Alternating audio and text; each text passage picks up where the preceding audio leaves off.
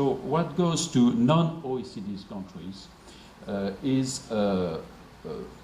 15 plus 44 billion US dollar, which went to these countries in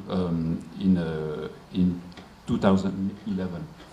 So, is that big or not? It's difficult to find a reference, but you wish to find a reference. So we have found two references, which shows that this figure of 59 is quite high if you compare it to the result of the Climate Policy Initiative report, which say that the global climate finance, public and private in developing countries, rose to $97 billion last year. And there is another reference which is from Bloomberg, which shows that in renewable energy in developing countries has been spent up to $72 billion.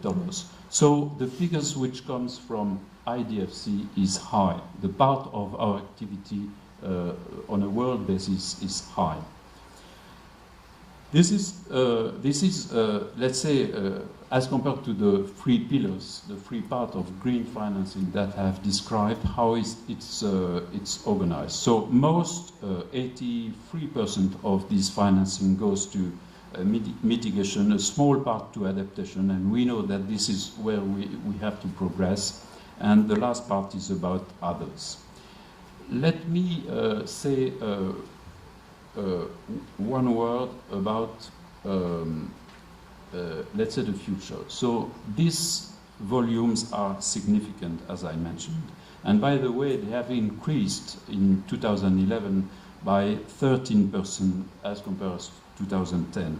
And what the study shows is that most of the members of IDFC are ready to continue to grow and to increase their activity in green finance.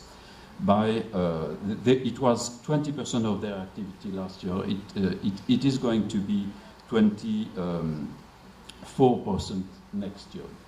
So what does it mean for the future? In the first session, we heard Cristina Figueres, who called for ideas, concrete ideas, to be ready for the moment where the Green Fund is going to be ready to operate.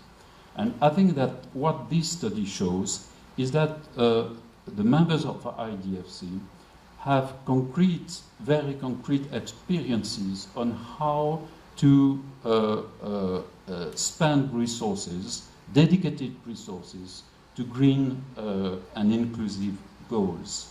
And what it shows also is that all of us are ready to increase this part of the activity in the future. And what we would propose, I would propose, is that we could, we should be part, let's say, of the definition of the future financial architecture of the funds, international funds, which are going to be created. It is true for the Green Fund. It is true for any kind of new fund or new international resources which can be created. So that's it for IDFC. I don't know if I've seen some minutes. I was asked to present some example of what AFD can do. Maybe I can rapidly, 2 minutes, sorry? Yes, 2 minutes. You can do that in 2 minutes. So let me give you 2 or 3 examples of what is possible to do.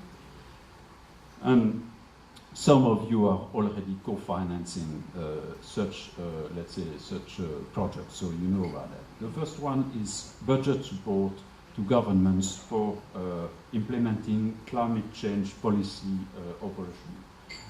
So this is actually a support to the budget itself, and it's driven through a matrix which is defined by the government itself, and which is the occasion of a dialogue between the government of the country and the donors. And this dialogue is helpful, I think, to drive this policy together.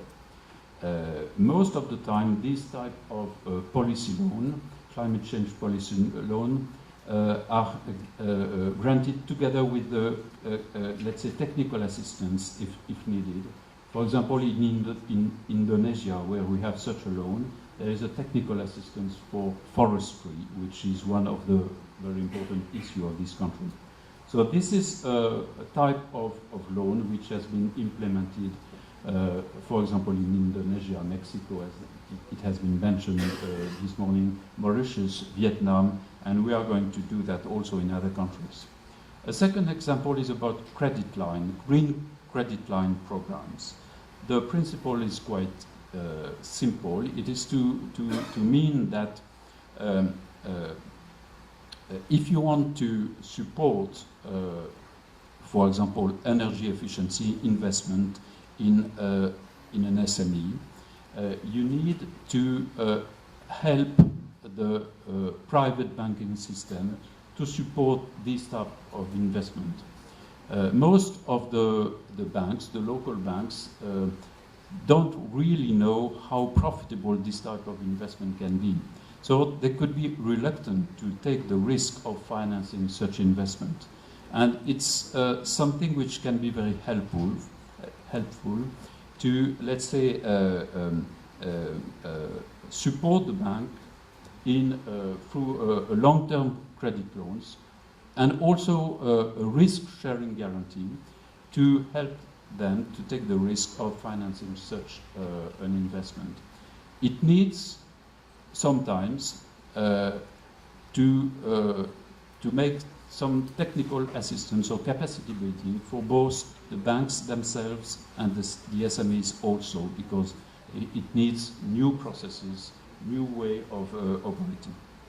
So this is a type of instrument that we have used in many countries all over the world.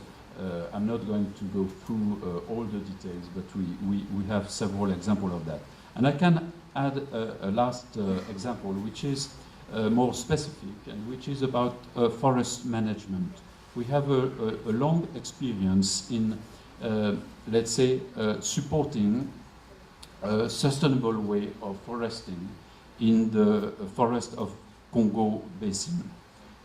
And it is amazing to see how this type of example has mobilized all the local actors, from the government itself to the private companies and the local population, which are acting together to manage on a sustainable way, let's say, the forestry. So that's it for me. Thank you very much for your listening.